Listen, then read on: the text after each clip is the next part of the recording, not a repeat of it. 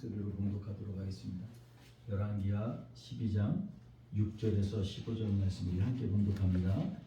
요아스 왕 제23년에 이르도록 제사장들이 성전의 파선한들을 수리하지 아니하는 중에 요아스 왕이 대제사장 여호야다와 제사장들을 불러 이르되 너희가 어찌하여 성전을 파선한 데를 수리하지 아니하였느냐. 이제부터 너희가 한 사람에게서 은을 받지 말고 그들이 성전을 파손한 데를 위하여 드리게 하라. 제사장들이 다시는 백성에게 은을 받지 아니하고 성전 파손한 것을 수리하지도 아니하기로 동의하니라. 제사장 여호야다가 한 개를 가져다가 그것의 뚜껑에 구멍을 뚫어 여호와의 전문 어기 오른쪽 곧 제단 옆에 두매 여호와의 성전에 가져오는 모든 은을 다 문을 지키는 제사장들이 그 궤에 넣더라. 이에 그 궤 가운데 은이 많은 것을 보면 왕의 서기와 대제사장이 올라와서 여호와의 성전에 있는 대로 그 은을 계산하여 공하고 그 달아본 은을 일하는 자 곧 여호와의 성전을 맡은 자의 손에 넘기면 그들은 또 여호와의 성전을 수리하는 목수와 건축하는 자들에게 주고 또 미자니와 석수에게 주고 또 여호와의 성전 파손한 데를 수리할 제목과 다듬은 돌을 사게 하며 그 성전을 수리할 모든 물건을 위하여 쓰게 하였으되 여호와의 성전에 드린 그 은으로 그 성전의 은내접이나 불집게나 주발이나 나팔이나 아무 금그릇이나 은그릇도 만들지 아니하고 그 은을 일하는 자에게 주어 그것으로 여호와의 성전을 수리하게 하였으며 또 그 은을 받아 일꾼에게 주는 사람들과 회개하지 아니하였으니 이는 그들이 성실히 일을 하였음이라. 아멘. 오늘 말씀 가운데에서 우리 하나님을 기쁘시게 하는 한결같은 신앙이라는 제목으로 같이 말씀을 함께 나누도록 하겠습니다. 사실 오늘 본문에 나오는 주인공처럼 보여지는 요아스는요, 오늘 주제 제목과는 정반대되는 모델입니다. 한결같지 않았다라는 거죠. 한결이라는 말은 뭐냐면 결이 하나라는 거예요. 제가 인도에 있을 때 제 그 신학교 인도 친구 중에 하나가 엄청난 곱슬이었어요. 그래가지고서 좌로나 우로나 막 앞에도 그렇고 뒤도 그렇고 방향이 다 다른 거예요. 그래가지고 한편으로 머리를 감고 나서 빗으면 참 멋있어요. 그런데 1분 지나고 10분 지나고 1시간 지나면 점점 변해가지고 예전 모습 그대로 들어오는 거예요. 한 번은 저한테 그런 얘기를 해요. 정말 네가 부럽다 그러더라고요. 그래서 내가 왜 그랬더니 제 머리가 한결같다는 거예요. 한쪽으로만 쫙 한다는 거예요. 그래서 제가 야 이것도 참 부러움이 되는구나 하는 생각을 해봤습니다. 인생에도 마찬가지입니다. 하나님이 오실 때요 한결같은 신앙은 정말로 중요합니다. 오늘 본문이 요아스를 보면요 어릴 때부터 쭉 여호야다 그를 갖다가 왕으로 세웠던 여호야다가 살아있는 동안에는 한결같았어요. 교훈을 잘 지키고 그리고 그 말씀 따라 여호와 앞에서 정직하게 행하고 하나님이 보시기에 합당한 일들을 참 많이 했어요. 그래서 거기에 은혜가 넘치고 많은 사람들이 자원해서 예물을 드려서 성전을 갖다가 다시 복원하였습니다. 특별히 더 주목할 만한 것은요, 요아스의 이러한 성전 봉헌은 자기 안에 있었던 회개에서부터 나오지 않았나 하는 생각이 듭니다. 왜냐하면 그의 할머니 아달랴가 그곳에 우상을 섬기고 별짓을 다 했어요. 더러운 피를 흘리고 여러 가지 죄를 했는데 그것을 갖다가 자기 때에 이걸 갖다가 정말 깨끗하게 한번 해보겠다 이러한 마음으로 하지 않았나. 그래서 그는요 정말로 제사장들을 도축해서 빨리 왜 성전을 안 하느냐 이렇게 갈망하면서 성전 수리를 잘 해나간 것들을 보게 됩니다. 그런데 저는 오늘 말씀의 중심을 바로 여기에 두는 것이 아니라 왜 요아스는 한결같지 않았을까? 나중에 여호야다가 죽은 이후로는요 그가 변절해서 유다 방백들의 말을 듣고 유다 방백들의 뜻에 따라서 아세라 우상을 세우고 목상을 세우고 경배하는 그러한 정말 하지 못할 일들을 서슴없이 행한 것을 알게 됩니다. 그뿐입니까? 같은 본문의 얘기가 나오는 역대하 24장에 보면요, 이것을 갖다가 여러 선지자들을 하나님이 보내셔서 그러지 말아라고 얘기를 했는데도 말을 듣지 않으니까 성령이요 여호야다가 죽었는데 그의 아들인 스가랴를 통해서 불릴 듯 일어나서 왕 앞에서 얘기합니다. 왕이요, 이건 잘못된 것입니다. 이렇게 하면 안 됩니다 라고 강력하게 외쳤는데 그를 갖다가 돌로 쳐서 제단에서 죽였어요. 성전 뜰에서 죽였습니다. 이 사건이 얼마나 정말로 중요한 것인지 마태복음에 보면 예수님께서 맨 마지막 이 모든 것들을 총평을 하고 이제 이스라엘 백성들에게 마지막 회개를 결단하면서 쓰인 예문이 바로 이 스가랴에 대한 얘기였어요. 의인으로 죽은 아벨의 피에서부터 제단과 성전 사이에서 죽임을 당한 스가랴의 피까지 너희에게 물을 것이다 이렇게 하나님 말씀하셨어요. 여기서 나오는 스가랴가 바로 오늘 보면 요아스가 돌로 쳐 죽인 스가랴를 얘기하는 것입니다.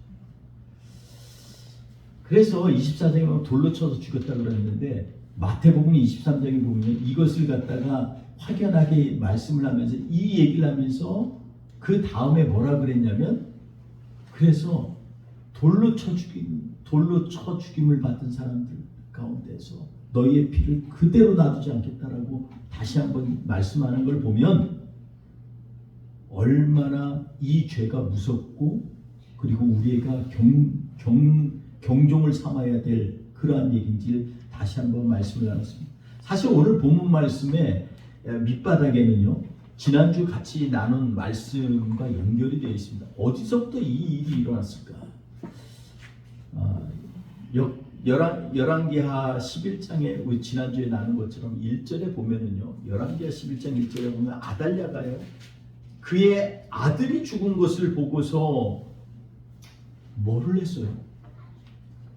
아들의 자녀들을 갖다 왕자들을 다 멸절하였어요. 그래서 이것을 갖다가 성경은 강조하면서 처음 구절을 시작을 뭐라고 하냐면 바트 아베드 이렇게 시작합니다. 그건 뭐냐? 그녀가 멸절시켰다. 이걸로 성경이 시작이 돼요. 얼마나 이게 중요한 건지. 근데 숨은 복선이 있어요. 멸절시켰는데 누구를 멸절시켰냐면 왕의 자손들 할 때 이 자손이라는 말은요, 지라라는 말로 해서 이것은 씨앗이라는 말입니다. 그래서 이것은 다윗에게 언약의 씨앗, 다윗에게 말씀하신 내가 정녕 내 자손에게 영원히 너의 왕위를 견고하게 하리라, 영원하게 하리라 라고 할 때 그 자손이라고 쓰인 말과 똑같은 언어를 썼어요. 왜 복선이 흘러가는 겁니다. 그녀가 아무리 다시금 아합의 나라를 이루어 보려고 바알의 나라를 꿈꾸면서 그 자녀들을, 손자들을 갖다가 아들이 죽었으면 가슴 뚱하고 찢어지는데 자녀가 죽으면요 땅에 못 묻는다 그러잖아요. 가슴에 묻는다 그러잖아요. 그런데 그 아들이 죽었는데도 불구하고 그 아들의 자녀들을 갖다가 멸절시키는 이 잔혹함이 어디서 나왔을까요? 이 아달랴가 인정이 없을까요? 아니면 다른 사람하고 전혀 달라서 괴팍할까요? 저는 그렇지 않다고 생각합니다. 원래 독재자들이 더 정이 많아요. 보면요, 독선적이고 막 서슴없이 일들을 저지르는 사람들의 사생활을 보면요, 생각보다 굉장히 정이 많습니다. 여러 가지. 그리고 그를 따르는 사람들이 왜 따를까요? 그만큼 절대로 배신하지 아니하고 함께하는 그런 뭔가가 있는 거예요. 근데 그녀가 멸절시키는데 자손들 멸절시킵니다. 근데 그 가운데 한 씨앗을 갖다가 누가 지켰냐면요, 우리가 여호야다라고 하는 그리고 그의 아내 이 요아스의 이모 둘이서 기회를 시켰어요. 근데 제가 이 역대하 24장을 보니까 이 여호야다가 몇 세에 죽었냐면 130세에 죽었어요. 제가 볼 때는 그 당시에는 어마어마한, 지금도 130세면 어마어마하잖아요. 근데 죽을 때까지는 바로 섰다고 하니까 제가 볼 때 아무리 계산을 해도 여호야다가 이 요아스를 갖다가 성전에 숨기면서 지켰던 시간을 계산을 해보면 그가 거의 90세 정도 됐을 때, 그럼 90세 되면은 무슨 결단이 있고 용기가 있겠어요. 사실 나이가 들수록요 결단하기가 쉽지가 않습니다. 정말로 쉽지 않아요. 아무리 힘이 있는 것 같고 가진 게 많은 것 같아도 결단하는 거 정말 쉽지 않습니다. 나이가 들수록 더 두려운 거예요. 왜냐하면 인생을 살아보니 내 맘대로 되는 게 아니거든요. 전혀 내가 생각과 다른 일들이 여기저기서 일어나게 되는 거거든요. 지난주에 우리가 충격적인 사건 봤잖아요. 이스라엘하고 이란하고 싸움. 지금 어제 제가 뉴스를 여러 번 봤는데 오늘은 잘 모르겠어요. 근데 정말 제가 너무너무 가슴이 아프더라고요. 양쪽에서 도대체 뭐를 위해서 저럴까? 핵폭탄 안 가는 거. 여러분, 제가 볼 때는요, 핵이요, 한순간에 오픈돼가지고 수많은 나라들이 핵무장할 거예요. 지금 미국이 철통같이 지금 강한 제재를 하고 하니까 그렇지, 만약에 미국의 힘이 사그라드는 어느 순간이 되면은요, 너도 나도 다 헷갈릴 거예요. 그럼 불보도 뻔한 겁니다. 근데 지금 싸우는 게 뭐예요? 이란이 핵 가지려고 하는 것 때문에 지금 엄청 싸우는 거예요. 옳고 그름을 떠나서 제가 드리고 싶은 말씀은 전혀 예상치 못한 일들이 여기저기에서 정말 많이 일어나고 있다는 것입니다. 이럴 때 오직 우리 신앙생활을 하는 사람들은요, 살아계신 하나님을 의지해야 돼요. 그래서 저는 오늘 요아스를 보면서 다시 한번 우리의 신앙생활을 점검했으면 좋겠습니다. 지난주 결론 말씀이 바로 이 카라트 베리트라는 말이죠. 언약을 맺다. 근데 언약을 맺다는 말이 무슨 말이라고 했죠? 카라트라는 말이 자르다는 말이에요. 자르다. 자르다라는 거예요. 뭐를 잘라요? 이 말은요, 계속해서 성경에서 자르다는 말은 레위기에 보면 피하고 연관이 돼 있어요. 그리고 창세기 15장 17장 지난주 말씀 나눈 것처럼 그 아브라함이 하나님과 언약을 맺을 때 한 일이 바로 있지 않은 거예요. 하나님께서 짐승을 둘로 쪼개놔요. 양도 어린 양도 쪼개봐, 소도 쪼개놓으라는 거예요. 쪼개라는 거예요. 그리고 그 가운데에서 하나님께서 칠흑 같은 힘인데 마치 우리에게 아무 소망이 없을 때, 도대체 어디를 가야 될지 모를 때 하나님의 언약이요, 부지불식간에 불덩이가 오는 것처럼 그 언약 가운데 쫙 지나면서 내가 그 언약 했잖아. 왜 두려워해? 왜 흔들려? 내가 약속한 거야. 그 약속 붙들고 있으면 내가 너를 위해서 일할 거야. 하나님 말씀하시잖아요. 이게 바로 카라트 베리트라는 말이에요. 언약을 맺는다는 말이에요. 하나님의 언약은요, 그냥 언약이 아니라 반드시 그 말씀을 이루시는 언약입니다. 아멘. 그러니까 그 하나님을 의지하고 나아가야 돼요. 아멘. 저는 오늘 이런 기초 속에서 오늘 열왕기하 12장 말씀을 한 번 더 보기를 원합니다. 여호와다가 130세까지 살았잖아요. 90세 때 큰 사건이 일어났어요. 아마 90대 전후겠죠. 큰 사건이 일어났어요. 왜냐하면 이 한 살 되던 핏덩이 같은 요아스를 갖다가 숨겨가지고서 6년을 갖다가 성전에서 머물고 7살 이 7살 때 왕위에 계승했어요. 왕이 되었어요. 요아스는. 그리고서 성경은 뭐라 그러냐면 그가 40년을 왕을 했다 그랬으니 전체 나이로 계산하면 한 47, 48살 정도 됐을 거예요. 그때 죽은 거예요, 요아스가. 이 계산을 쭉 해보면 오늘 우리가 아는 여호야다는요 아마도 한 90세 정도 때 이 큰 사건을 맞이했을 거예요. 사람들이 이제 아달랴에게 모든 힘이 다 집중된 걸 알아요. 아무도 남은 것이 없다라고 사람들은 착각하고 이제는 아달랴 우리 왕의 어머니 그 여왕을 따르겠다 이런 얘기들이 여기저기서 나와서 엄청난 사건이죠.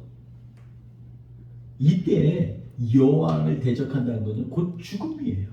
아달랴를 대적한다는 건요 그건 상상할 수 없는 거예요. 그런데 그 당시 대제사장이었던 여호야다가요 이 핏덩이 어린 왕을 갖다 숨겼어요. 왜 그랬을까요? 핏덩이가 뭐가 이게 힘이 있어요? 한 살짜리가 무슨 힘이 있어요? 매일마다 위험 속에서 살았을 거예요. 성전에서 울음소리가 나지 않도록 정말 밤에 잠도 못 자고 부부가 둘이 서로 그냥 착하지 하면서 이렇게 키웠을 거예요. 하면 찬양해주고 그리고 말씀도 읽어주고 이러면서 키웠을 거예요. 그래서 요아스는요 여호야다가 교훈할 때까지는 하나님 앞에서 정직하게 살아 이렇게 기록되었어요. 요아스가 감히 영적인 그 권위 안에서 움직이지 못해. 자기의 생각을 가질 수가 없어. 근데요 안타까운 건 그게 자기의 진심으로 받아들여져야 되는데 그렇지가 않다는 거예요. 인간은 누구든지 변할 수 있다는 거예요. 아무리 의로워 보이고 아무리 경건해 보여도 인간은 변할 수 있다. 아무리 교육을 많이 시켜도 그 인간은 그 안에 있는 깊은 그 습성이 있기 때문에 악한 습성 때문에 하나님을 대적하게 된다. 아담이 아무리 하나님의 형상으로 만들었을지라도 그 안에 있는 깊은 본성 가운데 하나님같이 되고자 하는 그 욕망이 일어났을 때는요 살아계신 하나님을 매일마다 만나면서조차도 변절되어지는 그런 인생을 사는데 하물며 우리가 나는 변하지 않아 이렇게 얘기할 수 있겠어요? 그럴 수 없다는 거예요. 그렇다면 맨날 변질되는 인생으로 살 거예요? 그렇지 않아요. 저는 오늘 교훈 말씀 가운데서 우리가 다시 한번 좀 봤으면 좋겠어요.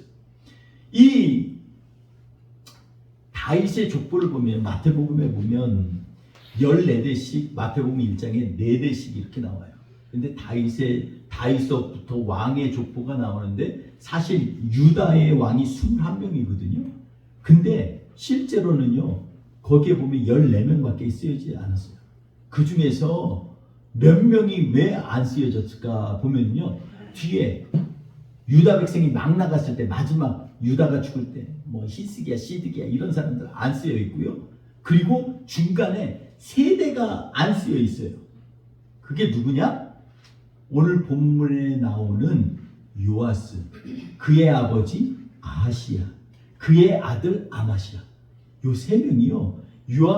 마태복음 1장에 보면 족보에서 빠져버렸어요. 그렇다고 그의 아버지 여호람이 뭐 잘나서 그랬냐? 그런 건 아니에요. 근데 여호람에게는요 똑같이 잘못을 했는데도 여호람은 족보에 써 있어요. 왜 그럴까요? 제가 드리고자 하는 말씀은요 하나님 앞에 믿음 생활을 정직하게 지낸 사람만 쓰인 게 아니라는 거예요. 족보에. 여호람에 대해서는 뭐라고 성경에서 기록됐냐면요 그가 정말 잘못했지만 다윗에게 약속한 그 언약 때문에 그 등불을 치우지 않았다라고 했죠. 그래서 그는 족보에 들어간 거예요. 그러니까 족보를 읽을 때마다 뭐를 생각해야 되냐면 내 힘으로 하나님을 열심히 섬겼기 때문에 하나님께서 의롭고 거룩하게 여기고 족보에 쓰일 만한 게 아니라 가치가 없는 인간일지라도 하나님이 언약하셨으면 그 언약 붙들고 사는 사람은 하나님께서 지키신다는 거죠. 그게 바로 성경에서 계속해서 우리에게 주시는 메시지라는 것입니다. 다윗의 언약을 기억하셨다. 역대하 22장 7절에도 말씀하고 있습니다. 여러분 오늘 말씀 가운데서 간략하게 한 번 더 제가 배경을 설명하면서 이 열왕기하 12장 6절 오늘 본문 말씀 가운데서 5장 6절 보면요. 왕이 된 지 23년에 이렇게 얘기합니다. 그러니까 23년이 됐으니까 몇 세예요? 30세 때. 요아스가 30세 때에 여호와다와 제사장들에게 성전 수리하지 않은 것에 대해서 막 뭐라고 해요. 요아스가. 왜 성전 수리를 안 합니까? 빨리 하시오 라고 얘기합니다. 그럼 그 전에 이미 몇 살인지는 정확치 않지만 그가 젊을 때 막 뜨거워서 막 성전을 수리해야겠다는 마음이 들었기 때문에 성전을 수리하라고 한 거예요. 그런데 역대하 24장에 보면 거기서 레위인들이요 이 말을 잘 안 들어요. 그냥 또 넘어가고 왜냐하면 그들이 왕을 무시해서가 아니라 하다 보면 돈이 쓰일 때가 많잖아요. 교회도 마찬가지예요. 돈이 쓰일 때가 많아요. 이것저것 성도들과 함께 교제도 해야 되고 어려운 사람 만나면 또 구제도 해야 되고 교회를 위해서 우리가처럼 지하에 들어와 있는 교회는요 이제 그 시간이 다 되면은 가기 위해서 매달마다 우리 적립하자고 이렇게 또 해야 되고요. 할 일이 많아요. 돈 쓸 일이 많아요. 그런데 마치 레위인도 그랬던 것 같아요. 근데 요아스가 얘기하는 거야. 아니 내가 그 얘기했지 않냐 빨리 좀 써라 그랬더니 그거 안 되니까 다시 한번 여호야다와 제사장에게 얘기를 해요. 대제사장이 또 이거 해야 됩니다. 그랬더니 여호야다가 한 가지 생각을 내었어요. 그게 뭐냐면 제단 올라가는데 우측에다가 큰 통을 하나 놨어요. 그리고 그 통 뚜껑을 열지 못하게 하고 구멍만 뚫어놨어요. 안에 얼마가 있나 보지 못하게. 그리고 들어간 사람은 믿음으로 여기에 헌금을 하는 이 헌금은 다 성전을 위해서 쓰겠다 이렇게 얘기합니다. 그랬더니 성도들이 중에서 뜨거운 사람들 있잖아요. 그 사람들이 이제 헌금을 했어요. 했어요. 여기 보면 우리가 세 가지 정말 존경할 만한 것들이 있습니다. 이것은 첫 번째로 뭐냐면 오늘 본문 말씀에 이 열왕기하 12장 7절에 보면 뭐라고 얘기하냐면 요아스 왕이 대제사장 여호야다와 제사장들을 불러 이르되 너희가 어찌하여 성전을 파손한 데를 수리하지 아니하느냐. 이제부터 너희가 아는 사람에게서 은을 받지 말고 그들이 성전을 파손한 데를 위하여 드리게 하라. 이렇게 얘기합니다. 아는 사람에게서 은을 받지 말라라고 얘기합니다. 이 얘기는 뭐냐면요. 제사장들이니까 영향력이 있을 거 아니에요. 또 기도하면 누가 낫기도 해요. 그 인맥들이 자꾸 있어요. 누구 어려운 일 나가면 상관 가서 이 상간모 가서 예배도 드려지고 아마 그러지 않았겠어요? 그러니까 인맥이 있어요. 아는 사람들 보면 기대가 돼요. 그러니까 그 사람들에게 돈을 빨리 받아서 성전 수리하면 좋잖아요. 근데 실제로 이렇게 했는데 성전 수리가 안 되는 거예요. 그러니까 아는 사람한테 받지 말라. 이제는 하나님 앞에 정말 믿음으로 드리는 것만 받아라. 이렇게 얘기를 하는 거예요. 여러분, 이 교회의 변화를 위해서는요, 진짜로 구조적인 개혁도 필요한 겁니다. 이렇게 우리가 생각하는 내 힘으로, 내 생각으로 이게 좋다라는 것이 아니라 하나님이 말씀하신 대로 하나님 앞에 자원하는 심령이 헌금을 드려서 이렇게 할 수 있도록 이렇게 해놓는 구조적인 개혁을 한 거예요. 두 번째로 8절 9절에 보면 제사장이 관여하지 않았다 이렇게 얘기합니다. 그 10절에 보면 이게 헌금이 가득 차여지면 그걸 갖다가 왕의 서기관과 제사장이 그걸 갖다가 계산을 쫙 해요. 그리고 계산한 걸 갖다가 딱 쌓아가지고 봉인을 딱 합니다. 이거는 이겁니다. 여기서 누구도 건들지 못합니다. 그래서 두 번째로는 투명성 있게 관리를 했어요. 그러고 나니까 성도들이 이거 진짜 성전에 쓰이는 거네? 정말 하나님의 일에 쓰이는 거네? 하면서 자꾸 헌금을 하기 시작했어요. 그 기뻐서 한다고 했어요. 방백들과 백성들이 기뻐서 헌금 막 너도 나도 하는 거예요. 이거는 정말 이제는 온전히 이 성전 오염되어지고 더럽혀진 이 성전을 깨끗게 수리하는 데 쓰이는구나. 이러고 막 했다라는 거예요. 그리고 나서 이것들을 갖다가 성전 관리 맡은 자들에게 주어서 그 얘기는 누구예요? 그 다음에 이제 레위인에게 준 거예요. 그리고 그들이 성전 수리하는 사람들 있죠. 목수도 있고 또 건축하는 사람들도 있고 미장이들도 있고 돌로 쪼개는 석수도 있고 이런 사람들에게 필요에 따라서 돈을 나눠줬다 이렇게 11절까지 12절까지 기록되어져 있습니다. 투명성이 있다라는 거죠. 구조적인 개혁뿐만 아니라 투명성 있게 이 모든 과정들을 이루어 나가겠다는 거예요. 그리고서 15절에 보니까 뭐라고 마지막에 우리 하죠? 그걸 갖다 체크도 안 할 정도로 그래서 왜냐하면 성실히 수행하는 사람들을 사용했습니다. 동전 하나도 제대로 틀림없이 성실하다. 그래서 이 모든 게 정말로 너무너무 은혜가 넘치는 일들이었어요. 요아스에게 성전을 갖다가 수리하는 이 일을 하나님 맡기셨을 때 이 일들이 제대로 진행될 수 있는데 첫 번째 한 것은요, 바로 요아스의 기도와 헌신과 그리고 노력이었어요. 그리고 16절에 보면 속건제와 속죄제의 은은 제사장에게 돌렸다 이렇게까지 얘기합니다. 저는 사실 이 말씀을 나누려는 게 아니에요. 서론에서 말씀을 나눈 것처럼 이랬던 요아스가 왜 그렇게 변질됐냐는 거죠. 이렇게 하나님 앞에서 온전하려고 했던 요아스가 왜 이렇게 변질됐냐라는 얘기입니다. 저는 이 말씀을 보면서 마치 예수님께서 바리새인과 서기관들을 책망했던 마태복음 23장에 있는 말씀이 쭉 생각이 났습니다. 오래된 이유는 요아스의 결정적인 타락과 그거의 마지막 결과물을 마태복음 23장에 기록되어 놓았기 때문에 그렇습니다. 그리고 내용들이 굉장히 흡사해요. 서기관과 바리새인들이요 모세의 자리에 앉았다라고 예수님은 책망을 하십니다. 그들이 말하는 바는 행하고 행하는 것은 본받지 말라 이렇게 얘기합니다. 바리새인과 서기관들이요 말하는 것 그들이 말하는 거는 들어. 왜냐하면 모세의 자리에 있으니까 얼마나 율법을 잘 얘기를 하겠어요. 근데 그들이 행하는 것 따르지 마. 이렇게 예수님이 말씀하십니다. 마태복음 23장에 계속해서 뭐라고 하냐면 그들을 향해서 화 있을 진자 무거운 짐을 지게 하고 자기는 한 손가락으로도 움직이려 하지 않는 자들아 이렇게 얘기합니다. 단지 오히려 관심은 사람들에게 보이려고 회당의 높은 자리를 원하고 잔치의 상석을 원하고 시장에서 문안받는 것 좋아하고 그리고 랍비라 칭함을 받는 것을 좋아하는 그들이었다. 이들이 화 있을진저 이렇게 얘기합니다. 그래서 마태복음 23장에 보면요 7번이나 화 있을진저 이렇게 얘기를 하고 있습니다.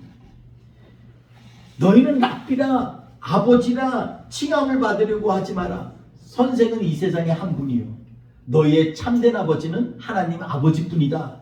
이렇게 얘기합니다. 화 있을진저 천국 문을 사람들 앞에서 닫고 자기도 들어가지 않는 자요 이렇게 얘기합니다. 말씀은 기가 막히게 가르치는데 그 천국 문을 닫아서 나가지도 못하고 천국 소망도 가르치지 않고 복음을 가르친다고 하는데 천국에 대한 소망이 없어요. 그리고 자기도 거기 들어가려고도 하지 않아요. 마치 요즘 세대에 우리의 자상을 보는 것 같지 않습니까? 화 있을진저 교인 한 사람을 얻기 위해서 바다와 그리고 육지를 갖다 두루 다니다가 한 사람이 생기면 배나 더 지옥의 자식이 되게 하는 너희여 화 있을진저 이렇게 얘기합니다. 여러분 우리가 참된 부흥은요 그냥 사람을 갖다 여기에 앉히는 것으로 끝나는 게 아니에요. 예수 그리스도의 사랑이 증거되어지고 서로 교제 가운데 주님의 은혜가 넘쳐나고 이럴 때 그게 참된 교인이 되는 거지. 배나 더 지옥의 자신이 되게 돼요. 머리로는 복음을 이해하는데 마음으로는 용납을 안 하는 사람들, 이런 사람들 화 있을진저. 화 있을진저 눈먼 인도자여 성전으로 맹세하면 아무 일도 없거니와 금으로 맹세하면 지켜야 된다라고 얘기하는 자요 너희는 화 있을진저 이렇게 얘기합니다. 제단에 지금 어떤 것 제단에 있는 예물로 맹세하면 반드시 지켜야 된다 이렇게 얘기하는 자요 화 있을진저 얘기합니다. 도대체 금이 더 크냐 금을 거룩하게 하는 성전이 더 크냐 재물이 더 크냐 재물을 거룩하게 하는 제단이 더 크냐. 예수님께서 그 시대에 있는 바리새인과 서기관들에게 묻고 있는 것입니다. 사랑하는 성도 여러분, 저는 오늘 말씀 가운데에서 한 가지 왜 요아스가 그러면 이렇게 변절되었을까요? 그건 하나예요. 그의 인격이 잘못돼서? 아니요. 왕으로서의 교육이 잘못됐습니까? 아니요. 여호야다에게 말씀을 배웠는데 머리에 하나님의 말씀이 없을까요? 아니요. 전부 다 있는데 왜 그럴까요? 그건요, 그 안에 있는 것이 문제가 있어요. 그걸 갖다가 마태복음 23장은 뭐라고 하냐면 외식하는 자요 이렇게 얘기합니다. 외식한다는 건 겉과 속이 다른 거잖아요. 한결같지가 않은 것입니다. 요아스에게 있어서요, 겉으로 보이는 것들은 정말로 너무너무 위대한 종교개혁을 일으키는 것 같고 성전을 새롭게 갱신하는 것 같고 부흥이 일어나는 것 같았는데, 그런데 요아스를 통해서 참되게 일어난 것은요, 오히려 아무것도 없고 그 스스로가 타락해서 아세라 주상과 아세라 목상을 만들고 그것을 섬기는 자로 바뀌어버렸다는 거예요. 그 많은 지식이 있고 그 많은 교훈을 받았는데 왜 이랬을까요? 왜 이랬을까요? 그건 내 안에 있는 참된 믿음이 아니라 겉으로 드러나는 믿음으로 인생을 살았기 때문에 그렇습니다. 여러분, 우리 외식하면 안 됩니다. 사실 외식 아무것도 아닌 것 같지만 이 외식이요, 정말로 사람을 완전히 구렁텅이로 들어가게 하는 그런 지름길이 되는 겁니다. 겉은 할렐루야, 하나님 주님을 의지합니다 하는데 그 속은 여전히 자기 고집과 자기 사랑으로 똘똘 뭉쳐져 있는 그러한 삶을 살고 있는 것은 아닌가 한 번 더 점검해 봐야만 합니다.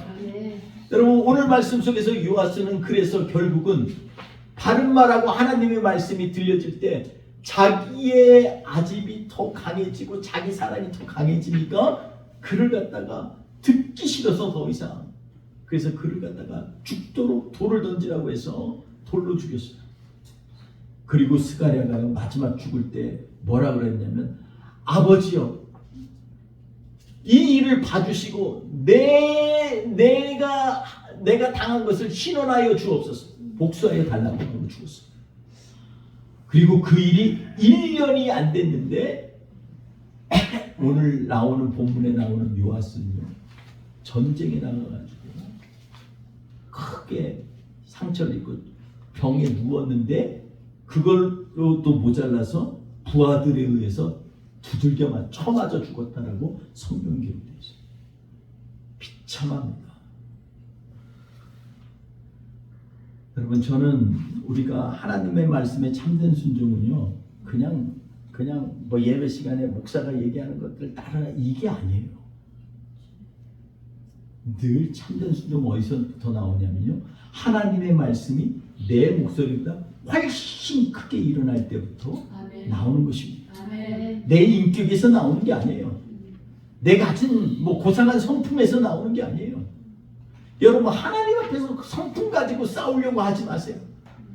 하나님 앞에서 우리는 부패할 뿐입니다.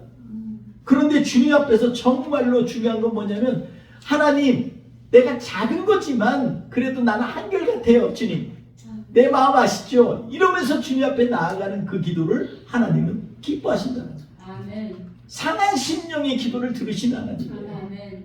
상한다는 건요, 현재 내가 원래 내 마음에 원하는 게 밖에서 안 일어날 때 마음이 상하는 거예요. 내가 하나님을 너무 사랑하는데 사람들이 오해할 때 마음이 상하는 거예요. 그런데 그걸 가지고 사람들 앞에서 얘기해요. 하나님 아시죠? 저는 제 마음은 아닌 거 아시죠? 주님만 아시면 돼요. 저는 이러한 마음으로 하나님 앞에 나아가는 그러한 신앙이 하나님이 기뻐하시는 신앙이다 라는 것을 나누고 싶습니다.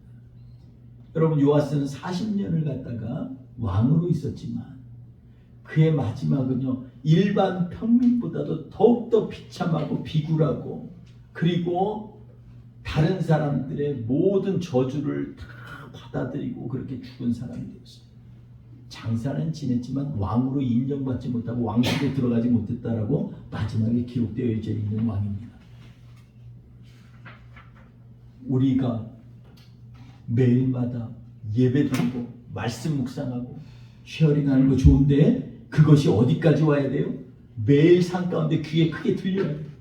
그러려면 내 마음에 깊이 깊이 박혀야 돼요. 아멘. 생각나야 돼요. 아멘. 그리고 그 말씀이 계속해서 자꾸 나를 이끌어 나갈 수 있도록 하나님 앞에 나를 내려놔야 돼요. 아멘. 하나님이 이끄십니다. 아멘. 오늘도 역사하십니다. 아멘. 오늘도 나의 삶 가운데 주관자 되시고 나의 모든 일 가운데 눈동자처럼 지키시는 하나님을 내가 믿습니다. 아멘. 이러한 믿음을 가지고 하나님 앞에 나아가는 저와 우리 되시기를 주의 이름으로 축원드리겠습니다. 아멘. 우리 모두 하나님을 기쁘시게 하는 한결같은 신앙, 요아스처럼 저 깊은 밑바닥에 여호야다에게 가르침을 받을 때는 그냥 똑같은데 여호야다가 없고 나니까 이제 자유다, 내 맘대로 살겠다, 이게 아니라 더욱더 하나님의 말씀이 크게 울려져서 자기를 스스로 겸비하고 겸손히 나아가는 그런 하나님의 백성이 되도록 우리 스스로 결단하며 지내는 한 주 되시기를 주의 이름으로 축원드리겠습니다. 아멘. 우리 이 시간에 잠시 기도합니다.